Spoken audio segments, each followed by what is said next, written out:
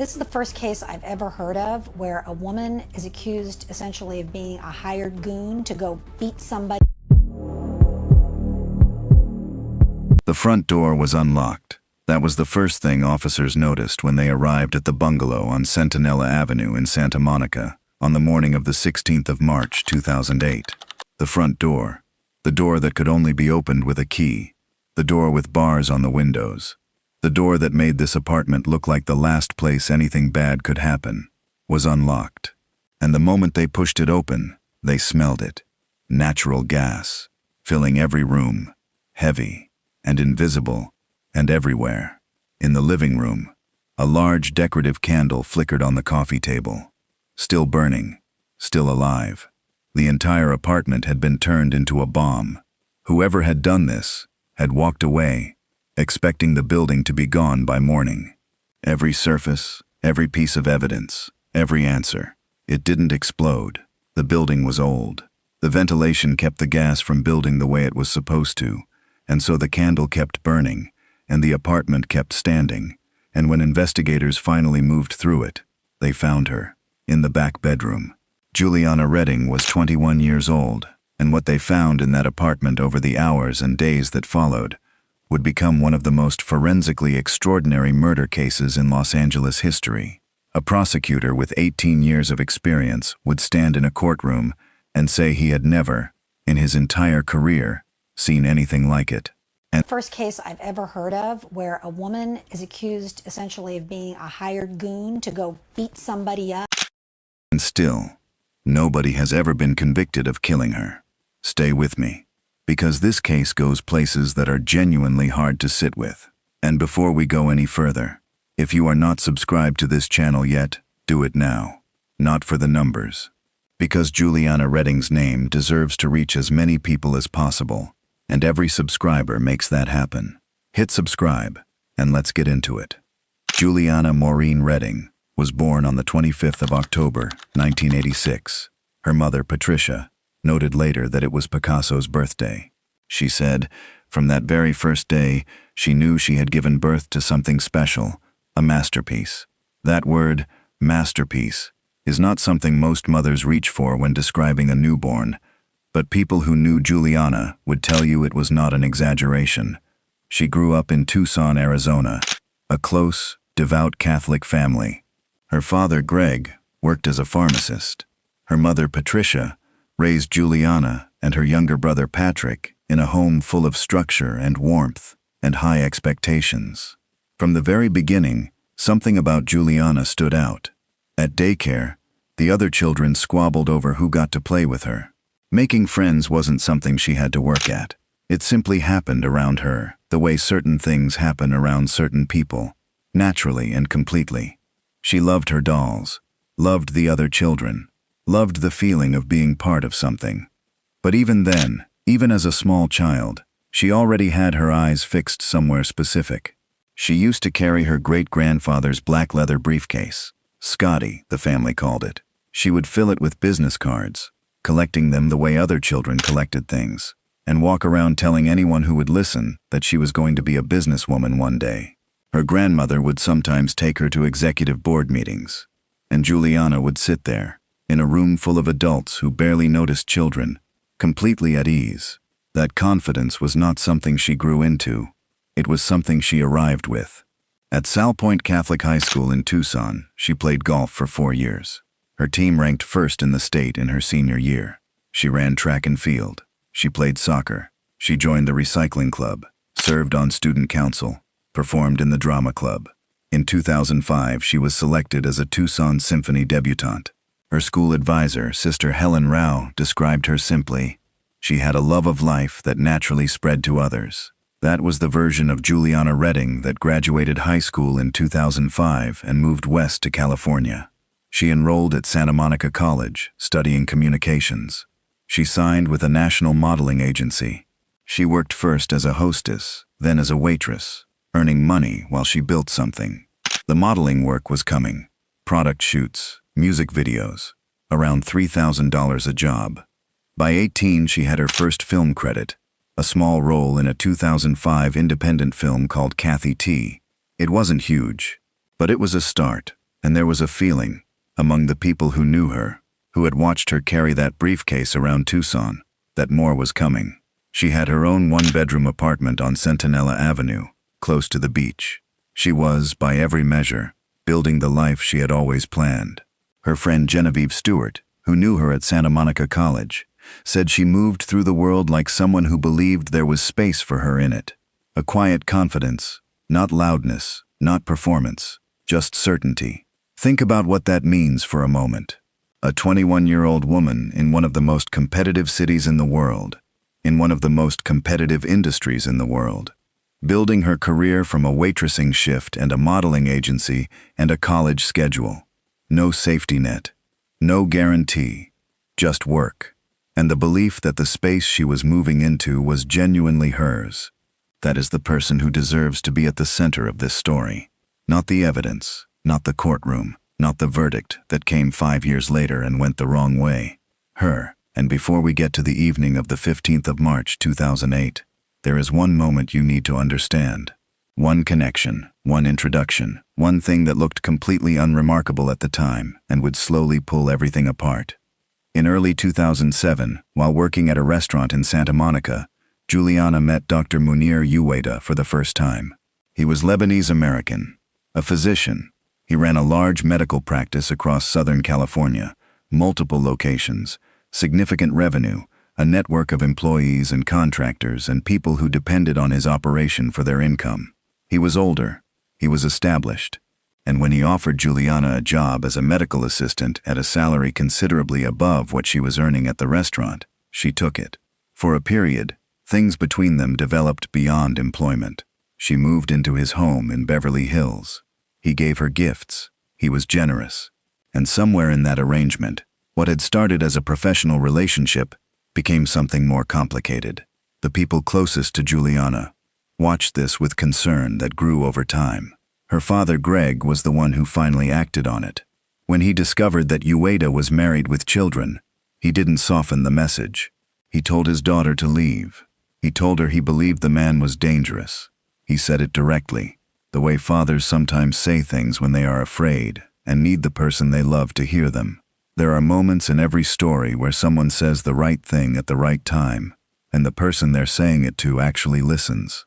This was one of those moments. Juliana listened. She ended the relationship. She moved back into her apartment on Centinela Avenue. She went back to school. She kept working. From the outside, it looked like exactly what it was supposed to look like. A young woman making a difficult decision and moving on. But she had done something before she left that she could not undo. She had introduced her father to Uwaida, Greg Redding, the pharmacist from Tucson, and Dr. Munir Uwaida, the physician with the medical operation that stretched across Southern California. Two men brought together by a daughter who had already extricated herself from one side of that connection. That introduction would take less than a year to become the thread that pulled everything apart. But before we get to what happened when Greg Redding made a decision that Uwaida didn't like, I want to make sure you're subscribed to this channel, because what is coming in the next section is the detail that made a seasoned prosecutor with 18 years of experience say he had never seen anything like it. Subscribe now and stay with me. In early 2007, while working at a restaurant in Santa Monica, Juliana met a man named Dr. Munir Uwaida, a Lebanese-American physician who ran a large medical business across Southern California. He offered her a job as a medical assistant. The pay was good enough for her to afford a Range Rover. For a time, their relationship went beyond business. She moved into his home in Beverly Hills. He gave her gifts, treated her generously, and somewhere along the way, what had started as an employment arrangement became something else. But not everyone was comfortable with it.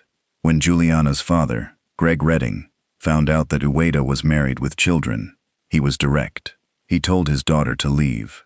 He believed the man was dangerous. He said it clearly and without ambiguity. Juliana listened. She ended the relationship.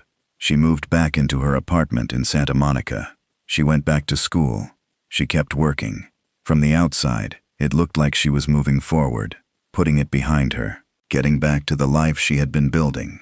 But she had done one thing before she left that she could not undo. She had introduced her father to Uwaida, Greg Redding, the pharmacist from Arizona. and Dr. Munir Uwaida, the physician with the medical business that stretched across Southern California. Two men brought together by a daughter who had already ended her own connection to one of them. That introduction would become the thread that pulled everything apart. Here is what the evidence would eventually establish about the 5 days before Juliana died. Greg Redding had entered into a business arrangement with Uwaida involving pharmaceutical pain creams. For a time, it moved forward. But Greg had doubts. Something about the operation didn't feel right. It didn't seem legitimate. He looked at what was in front of him and made a decision. On the 10th of March, 2008, 5 days before his daughter was killed, Greg Redding pulled out, formally, in writing. According to prosecutors, that decision did not sit well with Uwaida. And that is where another name enters this story, Kelly Sue Park. In court documents, she was described as Uwaida's real estate broker, his personal assistant, his financial manager. But there was something else prosecutors said about her, something that reframed every other title. Uwaida himself reportedly called her his James Bond. Prosecutors believed Park was not simply handling business. She was enforcing it. When people crossed Uwaida, particularly in financial disputes, they argued Park was the one sent to deal with it, to threaten, to intimidate, sometimes to confront physically. And investigators found evidence suggesting this was not new behavior. There was a pattern, other people, other disputes, other moments where Park had been the solution to a problem that Uwaida needed removed. 3 weeks before Juliana's death, Park had been paid $250,000. In the 18 months after the murder, more than $1 million was transferred to her from Uwaida. That is not what a real estate broker earns for brokering real estate. According to prosecutors, on the evening of the 15th of March 2008, Park was sent to the bungalow on Centinela Avenue. Juliana's boyfriend, a surfer named John Gilmore, had called her that evening. She told him she was fine. He mentioned going out for beers with friends. She said okay. They hung up. That was the last time anyone spoke to her. At 9:53 p.m., a neighbor reported hearing screams, loud movement, furniture being dragged or knocked over, and then silence. What happened inside that apartment was not quick, and it was not merciful. It was a fight. The struggle moved through the rooms, furniture pushed out of place, objects broken, every surface recording what had happened. Juliana fought back. Her head was slammed against the floor with enough force to leave deep injuries. Her throat was crushed. Investigators found her DNA under her own fingernails. She had been clawing at her neck, trying to pull her attacker's hands away. A desperate instinctive response to strangulation, something the body does when it is still fighting, still trying to survive. She was fighting for her life in her own apartment on a Saturday night in Santa Monica, and at some point during that fight, she reached for her phone and tried to call 911. The call was cut off before it connected. Someone stopped it. After she was killed, the scene was staged. The stove was turned on. A candle was lit. Gas was left to fill the apartment. Whoever did this walked away, expecting everything to be destroyed by morning. Every trace, every fingerprint, every answer, gone before anyone knew to look for them. I want you to sit with that for a moment, because staging a scene like that is not something a panicked person does. Panic runs. Panic leaves the door open and drives away and hopes for the best. Staging requires something different. It requires a person who has just done something irreversible to stop, to think, to make 3 separate deliberate decisions. Gas on, candle lit, door pulled closed, and then walk out into a Saturday night in Santa Monica, as if nothing had happened. That is not desperation. That is calculation. And calculation, in the aftermath of what happened in that apartment, tells you something specific about the kind of mind that was there. It didn't work. The building was old. The ventilation kept the gas from building the way it was supposed to. The candle kept burning. The apartment kept standing. And inside it, on the door lock, on a plate in the kitchen sink, on the knob of the gas stove, on Juliana's phone, and on Juliana's throat, was DNA. This is the moment to subscribe to this channel. Not because I'm asking you to, but because what you are about to hear about this evidence, and what happened when it finally reached a courtroom, is why this case is still being talked about today. Subscribe now and make sure you don't miss the cases that deserve this kind of attention. But before we get to the DNA match that changed everything, you need to understand what investigators had to work through to get there. Because the answer did not come quickly. It did not come easily. And when it finally came, it produced a courtroom moment that a prosecutor with 18 years of experience said he had never seen before in his entire career. Stay with me. Detectives from the Santa Monica Police Department began working the case immediately. And almost immediately, something stood out. Prosecutor Alan Jackson would later stand in a courtroom and say, "I can tell you in 18 years of prosecuting cases, I've never had this much DNA. It was everywhere. On the door lock. The lock of the apartment that could only be opened with a key. On a plate in the kitchen sink, which meant whoever was in this apartment had been comfortable enough to handle dishes. On the stove knob, the same knob that had been turned on deliberately to fill the apartment with gas and destroy the scene. On Juliana's cell phone, the phone she had tried to use to call for help. And then, the location that carried the most weight of all, on her throat. The hands that had crushed her windpipe had left behind something they could not take back. Biological evidence. Collectible, testable, matchable. Sitting on the skin of a woman who had fought back with everything she had, and lost. But first, investigators needed to find out whose it was.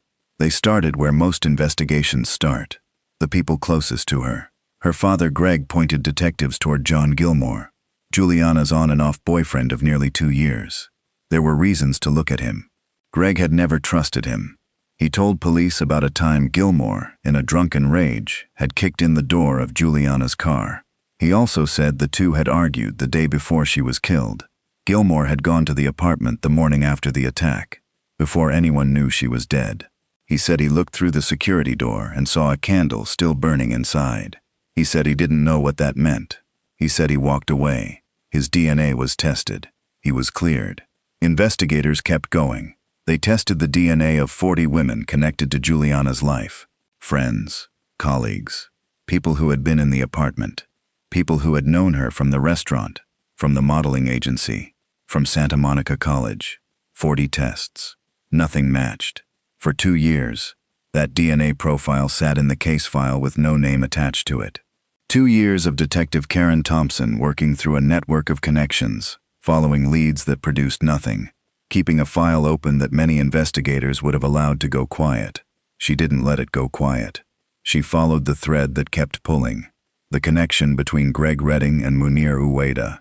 She began working methodically through the network of people around Uweda's operation, his employees, his contractors, his associates, one name at a time. And then, the profile fit. Kelly Sue Park. Park had been described in court documents in multiple ways. Real estate broker, personal assistant, financial manager. But the title that told the real story was the one Uweda himself had reportedly given her. His James Bond.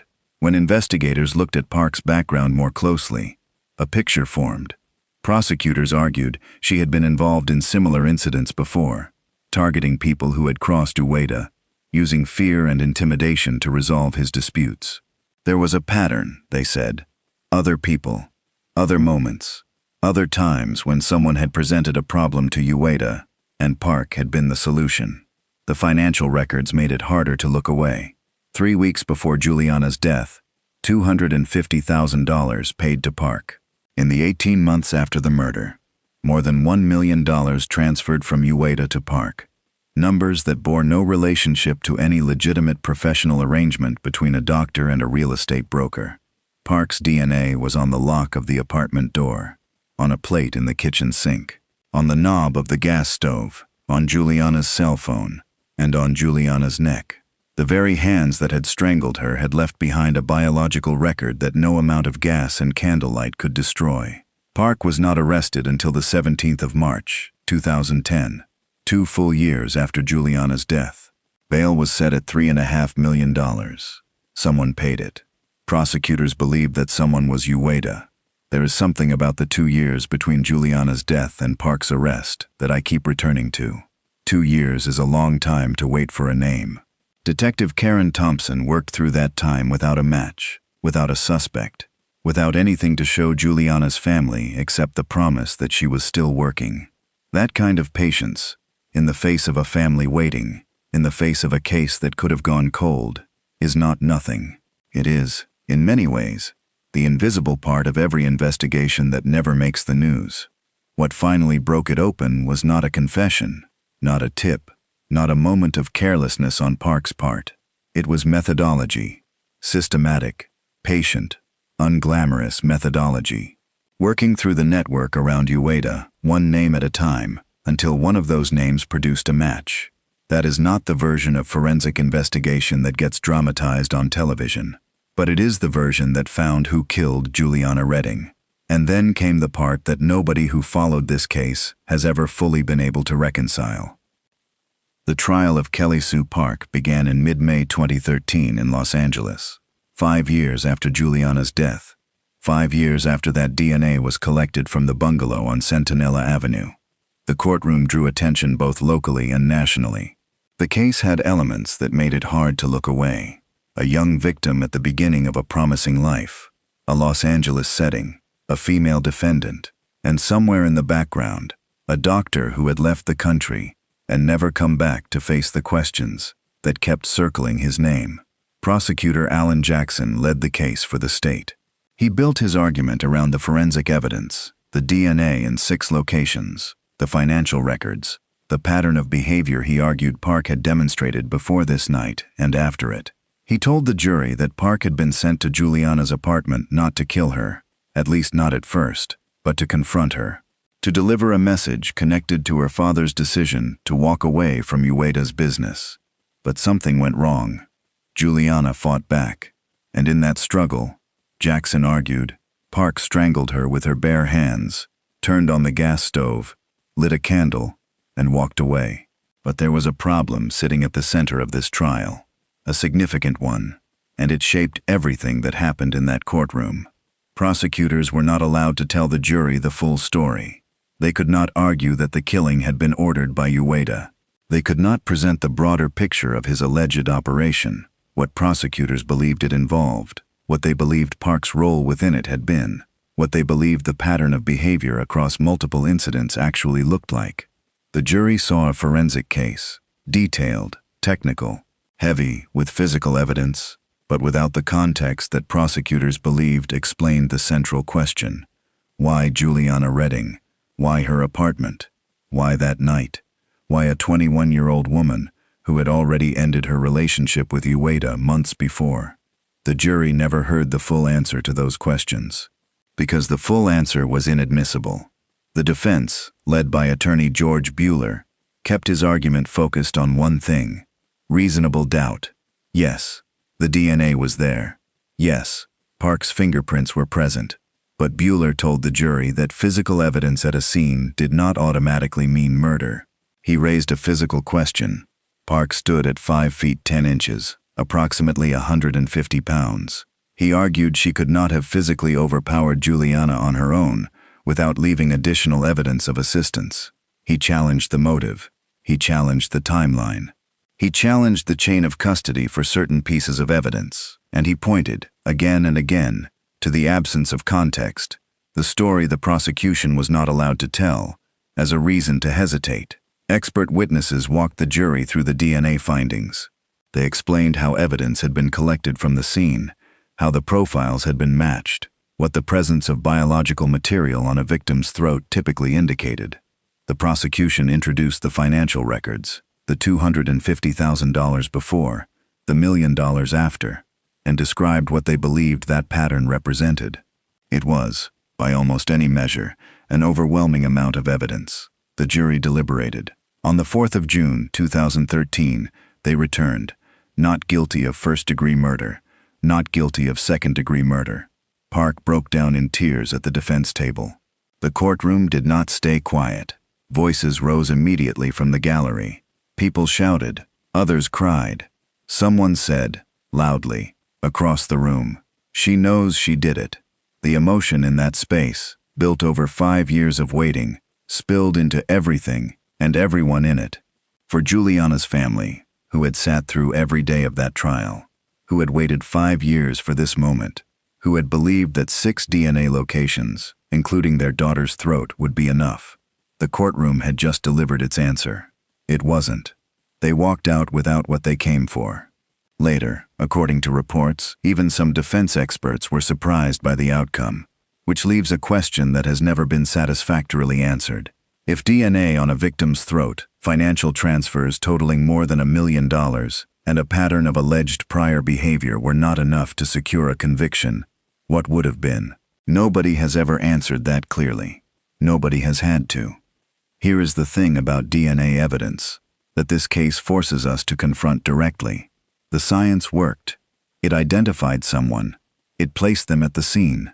It found their biological material on the lock of the door, on objects in the kitchen, on the stove knob that turned on the gas, on the victim's phone, and on the victim's throat. Prosecutor Alan Jackson, 18 years of experience, more murder cases than most people will ever see, said he had never seen anything like it, and it was not enough. That gap between what the evidence shows and what a jury believes beyond a reasonable doubt is not a gap most people think about until a case like this forces them to. We assume that DNA on a victim's throat means something definitive. We assume that financial transfers of $250,000 before a murder and $1 million after it mean something definitive. We assume that when everything points in one direction, the verdict will follow the pointing. This case says something uncomfortable about that assumption. It says, the legal standard of proof is not the same thing as moral certainty. And it says that when a jury cannot be shown the full picture, when the context that would explain the motive is ruled inadmissible, the evidence alone, however overwhelming it appears, may not be enough. I do not know what the right answer is to that problem.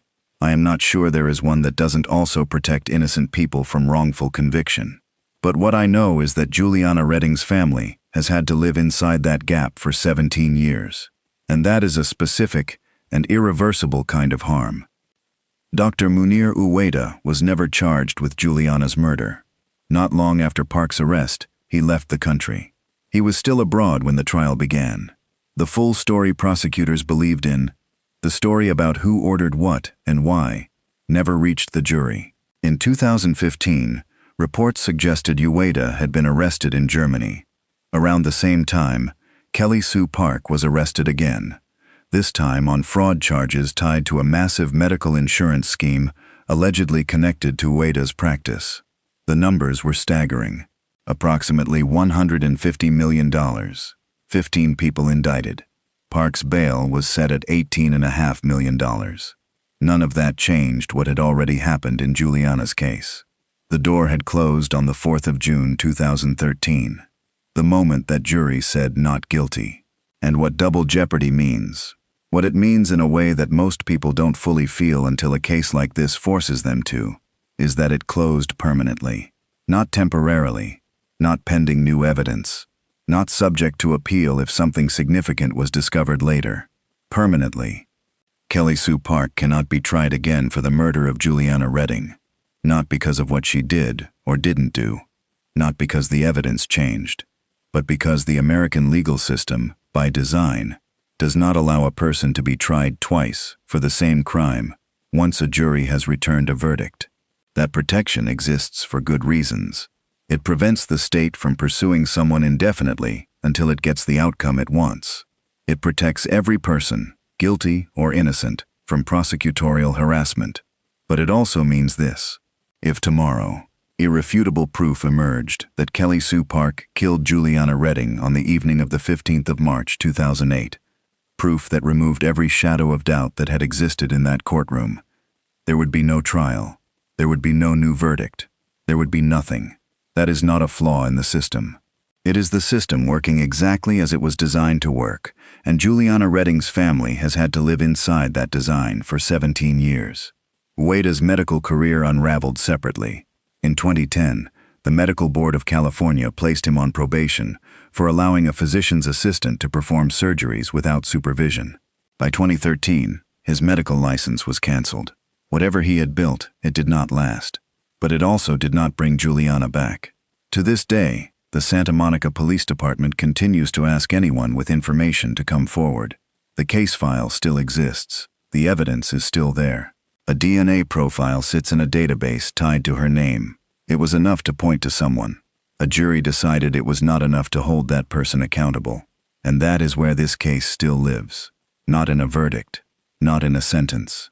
In the gap between what the evidence showed and what the law required. In a candle that kept burning when it should have destroyed everything. In a family that walked into a courtroom in June 2013 and walked out without the answer they came for. Juliana Redding was laid to rest on the 28th of March, 2008, at St. Odilia's Church in Tucson, Arizona, back in the city where she grew up, surrounded by the people who had watched her carry that black leather briefcase around and tell anyone who would listen that she was going to be a businesswoman one day. She was 21 years old. She had a modeling career that was building, a film credit, an apartment near the beach, a college education in progress, a future that was not vague or uncertain. It was specific and planned, and hers. Her mother called her a masterpiece from the very first day. The people who knew her at Santa Monica College said she moved through the world like someone who believed there was space for her in it. Both of those things were true, and neither of them was enough to protect her on the evening of the 15th of March, 2008. If this case moved you, if you found yourself sitting with that gap between the evidence and the verdict and not knowing what to do with it, that is the correct response. There is no comfortable resolution here. There is only Juliana's name, and the people who are still saying it. Say it with us. And if you want to make sure the next story is told with the same care this one deserved, subscribe now. This channel exists for exactly this. For the cases that never got the ending they deserved. For the people who deserved more than what they got. Juliana Maureen Redding, born October 25, 1986, Tucson, Arizona. She was going to be a businesswoman one day.